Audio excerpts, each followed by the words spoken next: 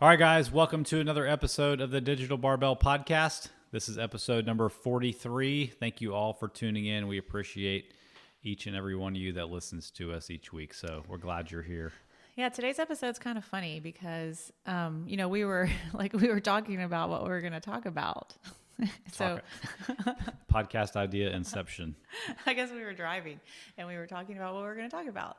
And, we started talking about the word like restriction, came up. Mm-hmm. And as a coach, I think sometimes it's a sensitive topic to start to say anything about restriction. Yeah. Like if you're talking specifically, like if you're talking about nutrition, if you're starting to say we shouldn't have a cookie every night.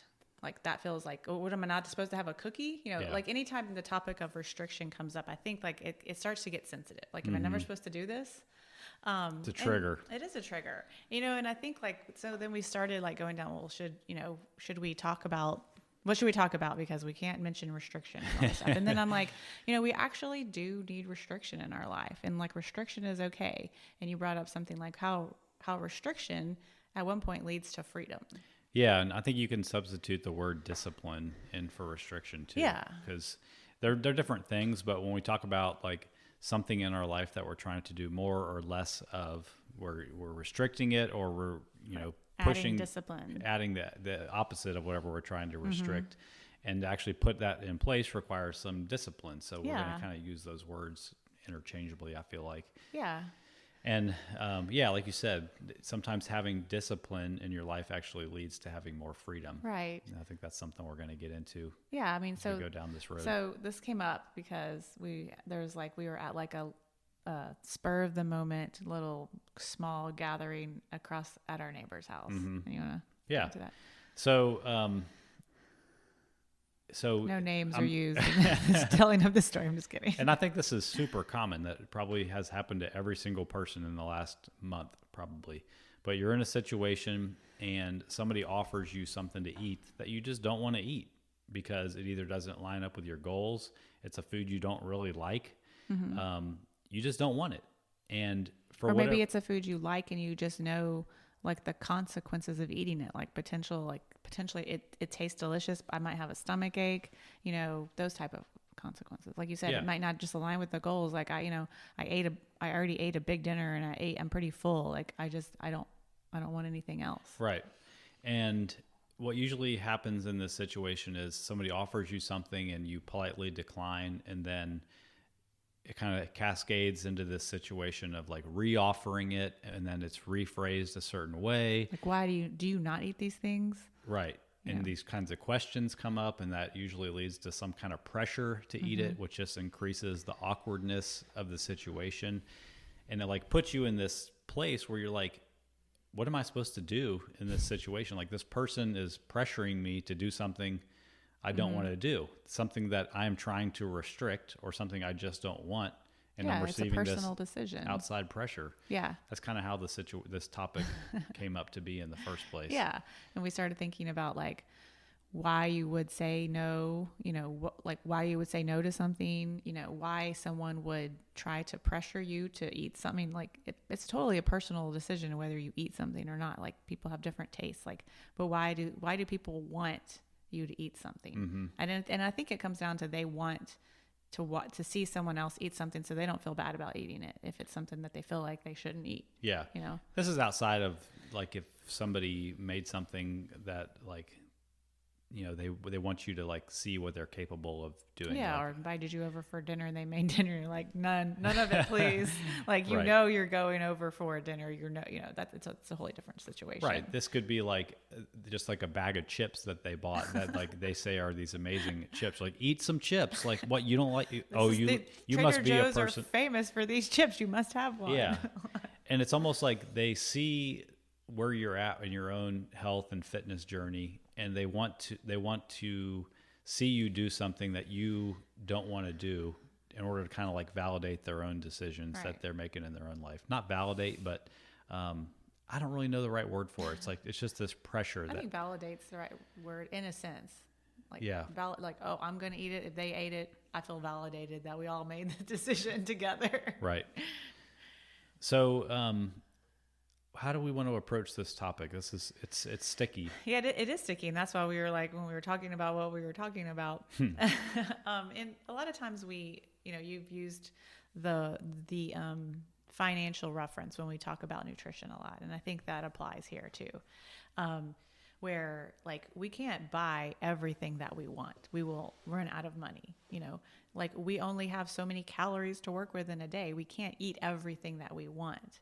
We'll run out of calories, and so, we know what happens when we run out of money, and we also know what happens when we overeat calories. Yeah.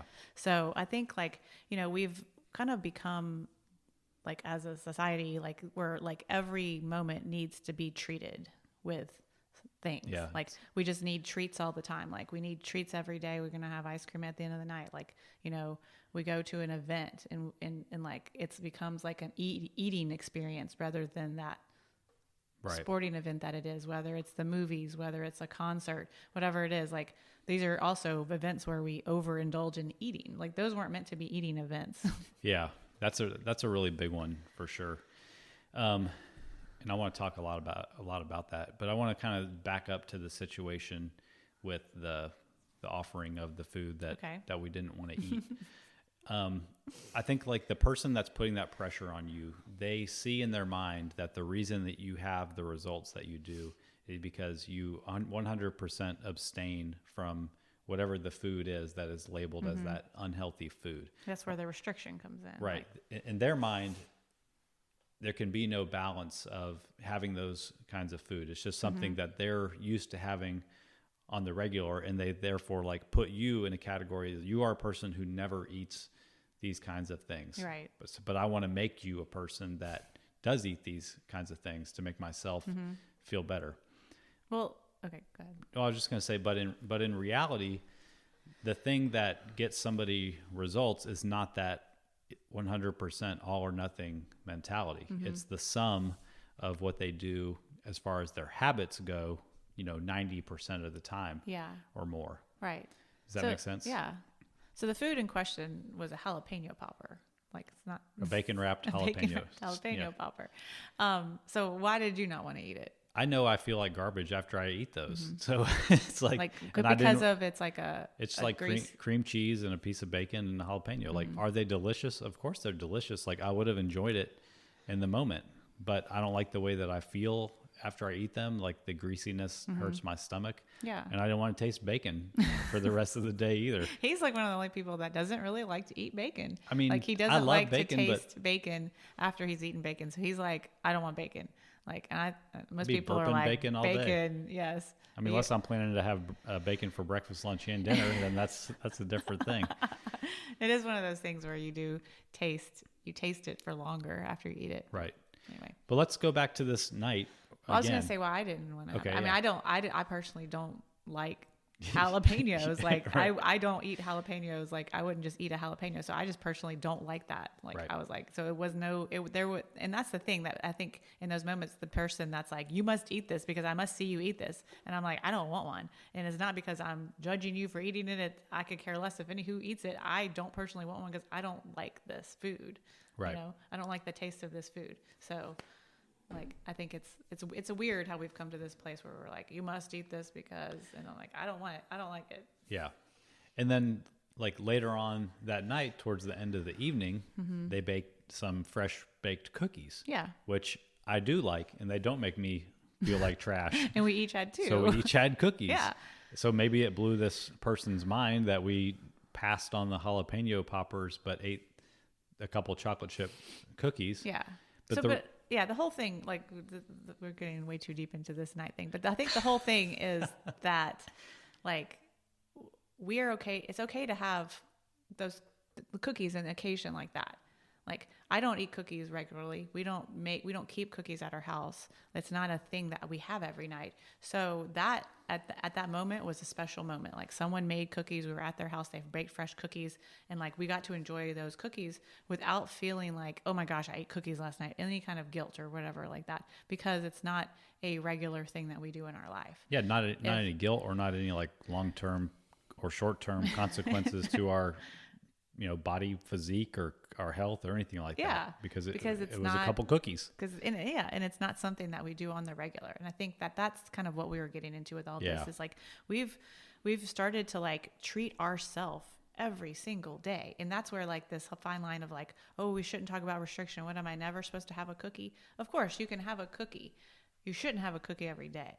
And like we should be able to restrict ourselves for most, like, 80+% of the time to Right. not have a cookie every day. And then when the occasion comes up, it's a special occasion. Someone made some cookies. I'm going to have one. I Right. mean, it wasn't even like a birthday. It was just like, this is the occasion. Someone offered me cookies at their house. I'm going to accept and have, and feel fine about it. Yeah. I wanted it. Oh. It's not Yeah. my normal habit. So I had it and didn't feel bad about it. And where we get into trouble is where these things are our normal habits. That's right.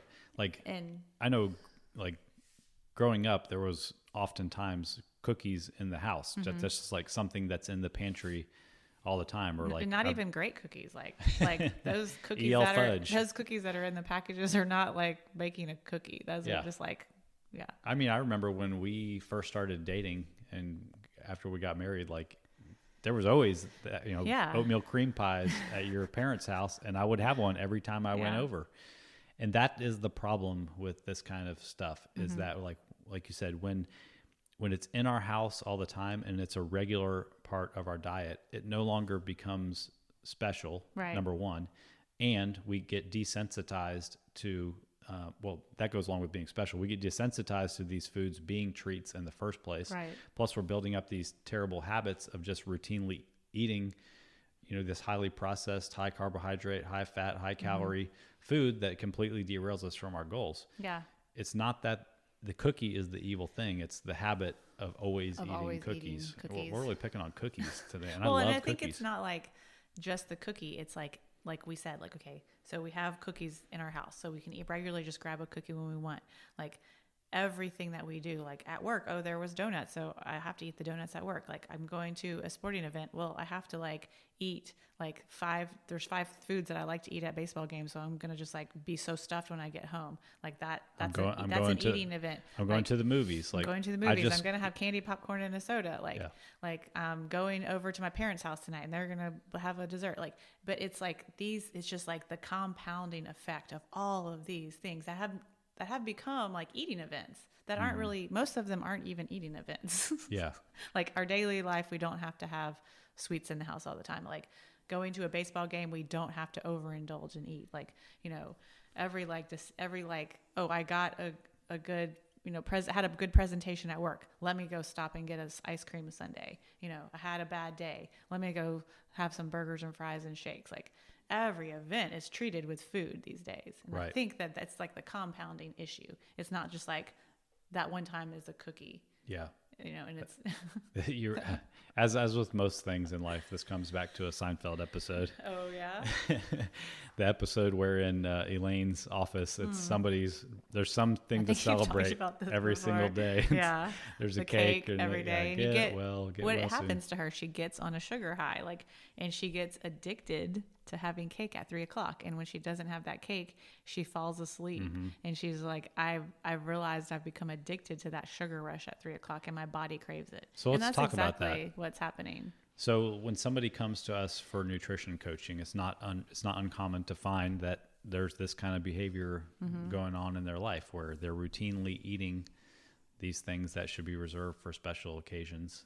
And I say that meaning like the example of the couple cookies that night. Right. I'm not talking about eating 6,000 calories at a baseball game as a special occasion. Picking on baseball here too. Picking on baseball. But as I guide somebody through the process of like making substitutions and bringing in some sort of restriction Yeah. through habit change to these things, they start to feel a difference in their body and a difference in the way they feel psychologically and physically. Also, it's almost like you're getting away from this, the way that your body was designed not to feel, and finally getting into a rhythm of what it's supposed to feel like and have steady energy across the day and not to Yeah. feel like garbage and not to have a stomach ache every day and have bad Yeah. digestion and have normal bowel movements and all this kind of stuff. Like we've forgotten what that feels like as part of the standard American treat yourself every day diet. Yeah, like you used a phrase like you don't know what it's like to not feel hungover. Yeah. And it's not talking about feeling hungover from alcohol. It's feeling hungover from overconsumption of carbohydrates and sugars and all the junk that we're putting in our body. Mm-hmm. And it does make you feel, quote, hungover. It makes you feel sleepy in the afternoon. It makes you have a stomach ache. It makes you feel bloated. It makes you feel like lethargic. And that just feels like we've talked about before, like this is what it feels like to be alive. Like, no, that's not what it feels like to be alive. If you're a fairly healthy person, like that's not what it feels like to be alive. What was the quote? You were listening to Nate Bargatze on the Joe Rogan podcast. Yeah. I mean, he basically said like, someone told me that, like Nate Bargatze said, like someone told me this. He goes, because I don't know if it's true for him or not, but he like makes it his stick that he eats like so unhealthy. He's like, what haven't I had? Like I had cotton candy yesterday. Joe Rogan's like, who has cotton candy as an adult? And it's not like you're not at an event where you get cotton candy. Yeah. Anyway, he just said like, someone told me that you just don't know what it feels like to like not. I mean, it was like your quote, to not be hungover. You don't know what it feels like on the other side of feeling good. Right. Because you've never gotten there before. Yeah. And the reason you get to that is because, kind of going back to what we talked about at the beginning, is like because your default is to not have those kinds of junk foods in your regular diet. Like you restrict yourself from those things most of the time. Yeah. And you get to this baseline level of feeling good. And then the times that you do have those things, it's not a big deal. It's not a big deal. And you might even not like the way you feel after you have them, and you might decide to restrict them even further. That's just a person to person thing. Yeah. Like I think I like same thing, like, okay, like having a cookie or whatever, like I enjoyed those cookies and I didn't have like a stomach ache, but if I have like a very high sugar, like a cake with icing and all that kind of stuff, like I will really feel like it makes me feel like nervous a little bit, and Your like heart racing. and I just like don't enjoy the way I feel with that anymore, because my body has been removed from like that high dose of sugar, that if I do have it, I'm like, I don't want it. Like, I don't even want to go down that road again, because I just don't enjoy feeling like that. Yeah. I mean, it'd be like someone like, like doing no alcohol for a year, and then the first time they drink alcohol again, they're probably like, oh wow, like Schnockered. I didn't really realize how like I don't really enjoy feeling like I'm swaying and like like dizzy and stuff like that. Like maybe they start to understand like, wow, I felt pretty good when I wasn't drinking alcohol. Yeah. I didn't realize how I felt on the other side of it. I mean, I think there can be so many different things.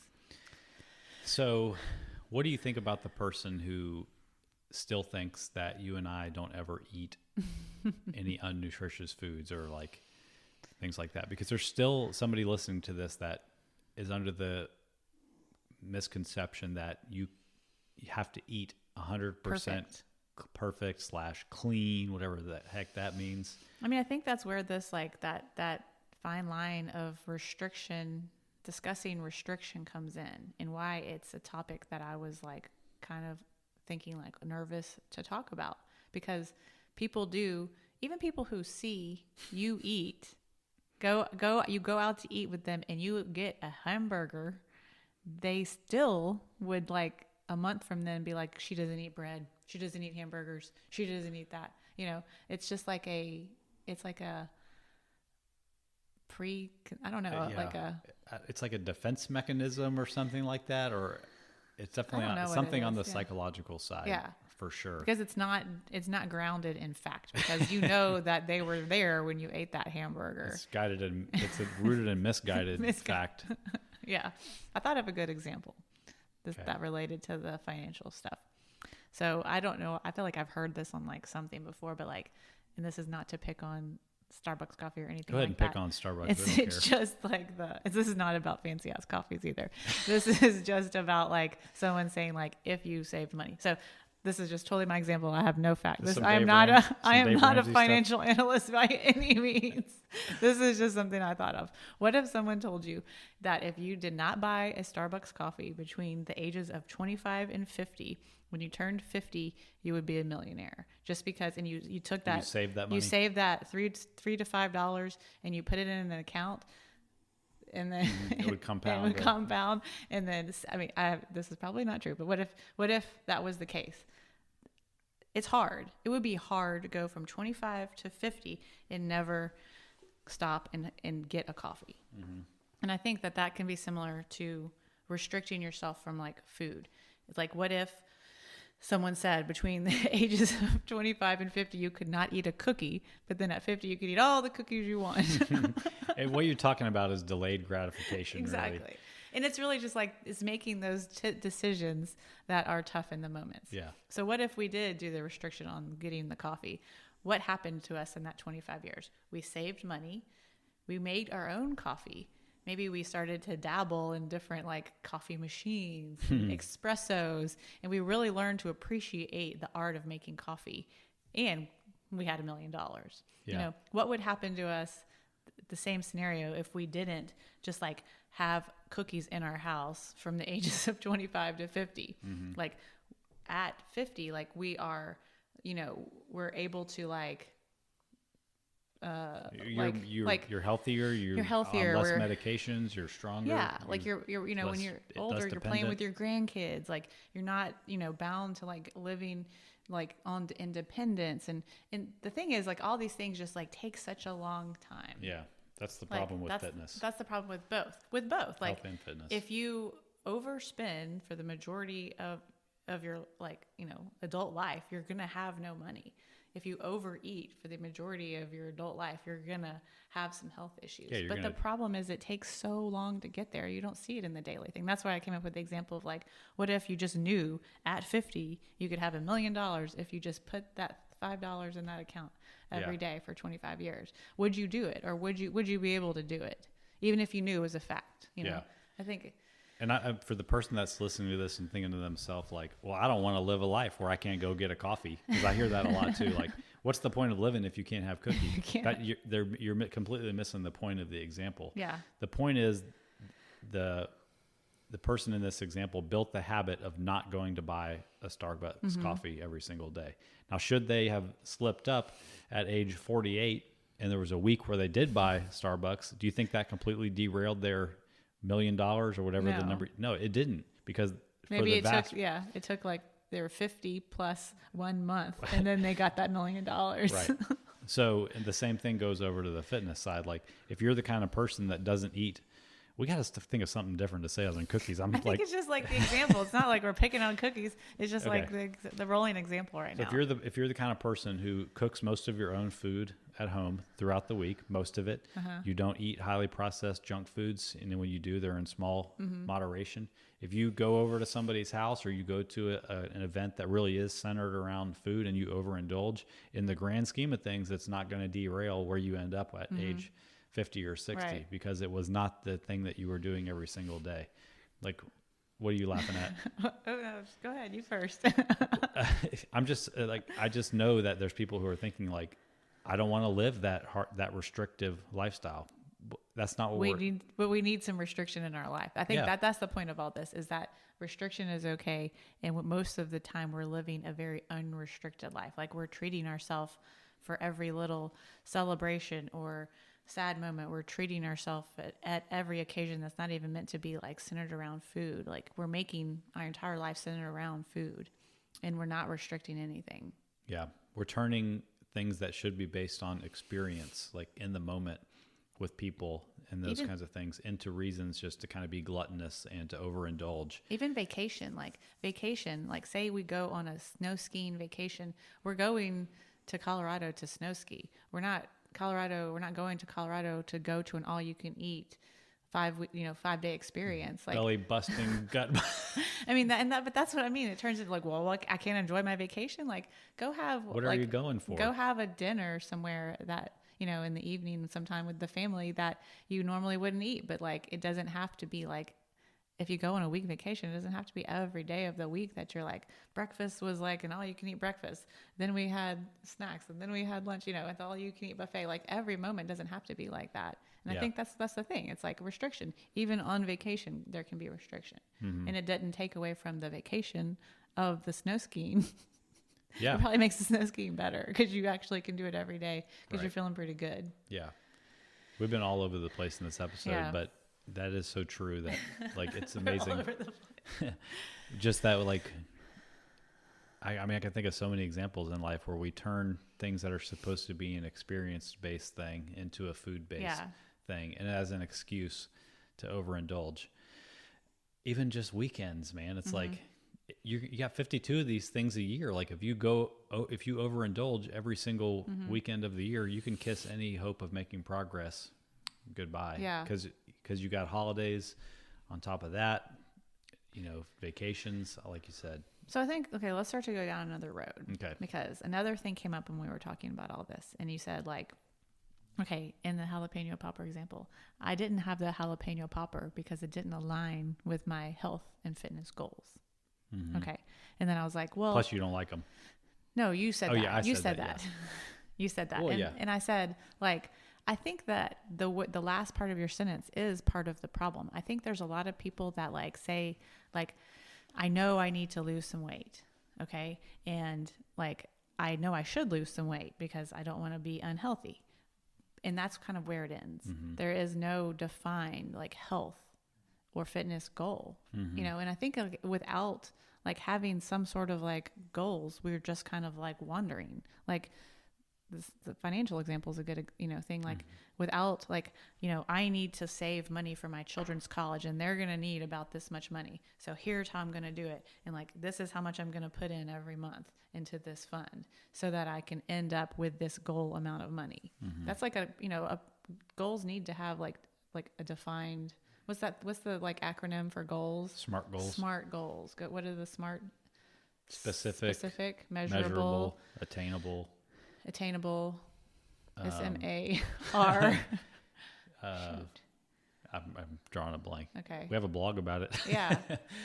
Okay. Yeah. But there needs to be some way. So people get stuck at just like the simple idea of like I need to lose some weight. I want to lose some weight because I don't like the way my belt feels around my stomach. Mm-hmm. And then it ends there as far as the specifics. And then they most times just jump to like, all right, what's the diet du jour that I'm going to do? Yeah. And then like in those moments, it's not like you said, like I didn't want one because it didn't align with my health and fitness goals. You have some specific health and fitness goals, but like if you don't have any specific goals, same thing can happen when you're like, I'm going to go buy the newest Mac computer.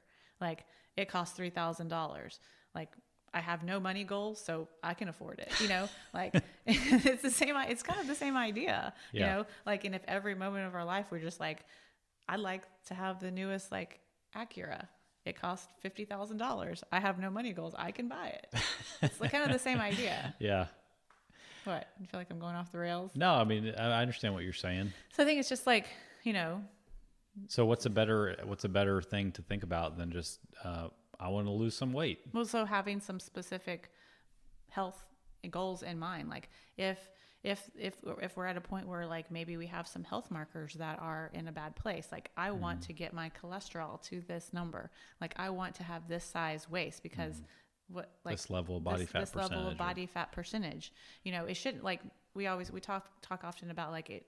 The number on the scale is not like the best goal to have, right? Because that can change based on like your muscle mass and like maybe not just saying like I want to lose 50 pounds. Maybe you personally don't need to lose 50 pounds. I want to lose 50 pounds by the 50th day of whatever. Just because it's a sexy number that makes sense doesn't mean it necessarily is like a goal for you. Yeah, you're making me think of, and I think it was an email I sent out this week where it was like.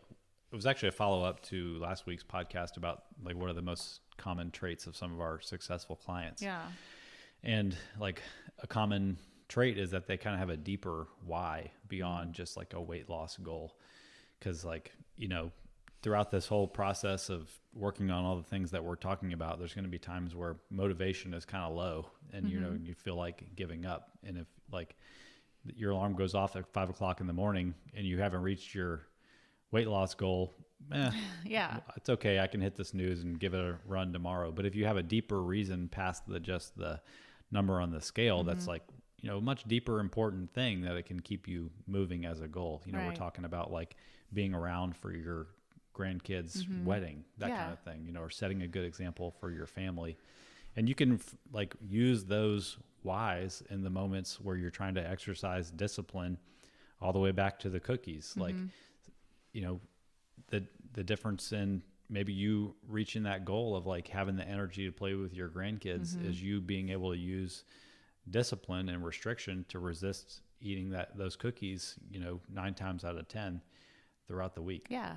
So I think that is a huge piece, is to have a more specific and defined goal for yourself, rather than just like, I know I should lose some weight. I know I need to get healthier. I know I need to exercise. Just saying that isn't enough. Yeah. I think a very specific example of my family, actually, who for years and years and years were in the like, I know we don't eat the best, but there was no defined goal beyond that. And until grandkids came along and they started interacting with grandkids and realizing the energy that they needed, realizing the strength that they needed to play with grandkids, did they define those goals and actually like start heading toward meeting those goals. My mom works out regularly with digital barbell. They have changed the way they eat. And like, I saw like decades of the, like, I know we need, like, this is not the best, but we don't really, we're not going to make changes. We don't have any, they didn't have like a reason for it. And now that they have a reason for it, they are motivated. Like, it's like all they talk about now. And it's really cool. Yeah. My mom's like getting different workout clothing and they're talking about like what's in like different foods and, and it's like so exciting. It's like, yeah, we've been talking about this for 10 years, but they didn't have a defined goal. So they weren't like motivated. Yeah. The deeper why is a much stronger motivator for sure. So let's circle back to the very beginning and just kind of talk cookies? about. So how can we encourage people that are trying to be force-fed jalapeno poppers? I don't think it's about the force feeding of things. Because that's a practical thing. Like, how does somebody? I think it's more about like the being okay with restriction. I think is really what it comes down to. And that restriction / discipline is not an evil thing in your life, because like we were talking about, it can lead to Freedom. Millions of dollars. It can Financial lead to freedom. Financial freedom. It can lead to health in your older years. Yeah. And I think that, like, we were listening to a podcast last week, and when I'm going to have to tell this story about why this guy's one of my favorite guys in CrossFit. But he said a good example of, like, people know Pop-Tarts aren't good for you, but the problem is you can eat hundreds and hundreds of Pop-Tarts for over decades and nothing happens. He's like, it would be better if that 10th Pop-Tart killed you. Like, you go 1 through 9, you're okay, and on number 10, that's it for you. Like, it would be better if nutrition just didn't, like, if it didn't take so long to see the effects of this. It's the same thing as finances. It just takes such a long time to see the effects. Yeah, it would be easier if, like, if you just, like, instantly got fat after eating one thing, but it's this slow burn that just adds upon itself over time. Yeah. But like you said, using discipline and restriction in those moments will kind of set you free in the long run. Okay, now to my fun story. Yeah. So if you've ever looked at CrossFit.com and you've, like, typed in air squat and the video comes up of the guy doing the demo of the air squat, that guy is James Hobart. And he's, like, been, a educator in CrossFit for, like, 10 years. He's been, like, an individual competitor. He's been on teams. But he does like, when you go take your CrossFit certifications, he leads those. So when back in 2015, I was doing my CrossFit level 2 up in Boston, and he was the flow master of my level 2. And, like, the only reason I knew of him is because if you go to CrossFit.com, you see you see him doing the video. But, like, I immediately, like, connected with, like, his teaching style. And this was right as I was opening my gym. And I was just like, I want to be like James Hobart. Like, I want to be able to teach people like James Hobart. He had this, just like this way of, like, making you feel, like, very special in the moment, but then, like, helping you with your form. It's not his original idea, but it's like a criticism sandwich. Like, oh my gosh, those are so good, but can you just do this for me real quick? But what you're doing is great. It was just like, it was just compliment, correction, compliment. Yeah. And it was just, like, a great experience, and I just really enjoyed the experience. And Anyway, so it kind of became this joke of like, well, about James. Why are you always talking about James Hobart? And really, it was just like about his like coaching style. So Allegedly. then, allegedly. So for some reason, it became this joke at my gym. So if you've gone to my gym before, you know this whole story. But anyway, so one day I'm getting on a plane from another time I was in Boston. I'm getting on a plane from Boston to Nashville. And it's like 5 a.m. and, you know, you're like half asleep at this point from the airport. And I walk on the plane and there's like 3 people on this whole plane so far. Like, Why are you blushing right I now? don't know. We're getting on. And this is just a funny moment. You're so red right now. This is This is hilarious. funny. So James Hobart is on the plane, like row 3 by the window. There's like 2 other people on this plane right now. You have, you know, This is Southwest where you pick this your is own Southwest. seat. You pick your own seat, and he's on row 3. Like, I had almost no time to make this decision. I see him, and I sit in the middle seat directly beside him, Yeah. like some Like a sort of creeper. fool. like I was like, in that moment, I'm walking. I'm like, that's James Hobart. Someone's gonna sit there. It's gonna be me, you know. But like, what if they like make that announcement? Like, the plane is empty. Like, we have 15 people flying. Feel and I'm free to like, spread out. I'm like, this is where I'm sitting. Anyway, I was just very proud of myself for making that moment. Turns out the darn plane was full, so that I had to sit there. But anyway, it was funny. I did talk to him. I was like, hey, I like, you know, you were my level 2 instructor. And He was teaching a seminar you were at that weekend, right? no, I was at just random. I was at CrossFit New England doing Okay. that CrossFit New England thing, and anyway, so I was like, yeah. Blah, blah, blah. So he's like, oh yeah, I remember you had come. Like, he actually remembered because I had come from Texas and there was a blizzard, and he kept like referencing like, why are you from Texas if there's a blizzard in Boston? Anyway, so he remembered, and we talked, and it was funny. Then like we ended up sleeping the whole time on the plane because it was like 5 a.m. So then, Oh man, this is a gonna be a long long story. podcast. I did like 2 years later. I did a coaching. What was it called? Like it was through Immersion, Reebok. It coaches was like immersion. you spent like 3 to 5 days at Reebok, CrossFit Reebok in Boston, and you just like you learned like from them. You just like coached. Like, this was a huge gym. You coached in their gym. You just like whatever you learned from them. And it turns out like he had just started coaching there again. So he was coaching there. So then it became like a funny thing of like, she's just like, following this guy around the world. I wasn't, but it was really cool to get to like again, like see his coaching style, because this was originally the reason I was like, man, I like this guy's coaching style is really awesome. I want to be like him one day. By this time, you know, I'm coaching for 2 years. I'm basically like him. Yeah.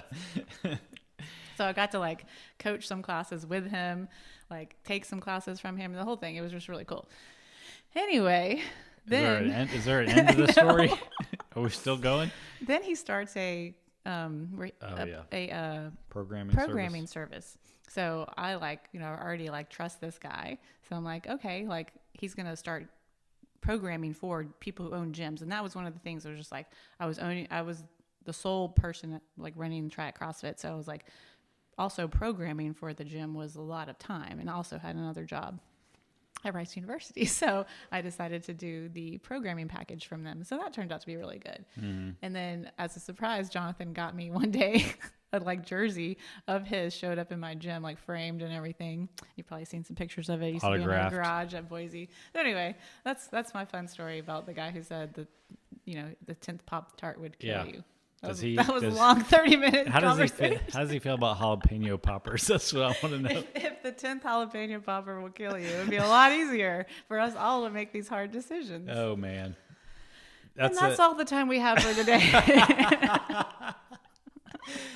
But okay, let's wrap this up. So, all in all, yes, this is a tricky topic that we, hesitated to even talk about because like the word restriction is so taboo these days, and there's like internet coaches who are like, you can make all the progress in the world with zero restriction, and they're just telling you something that's not true. But there is a way to go about this that doesn't ruin your life, and that's what we do with people one-on-one in nutrition coaching. So. If that's something that you're interested in, then just shoot us a message. We'll see if we're a good fit.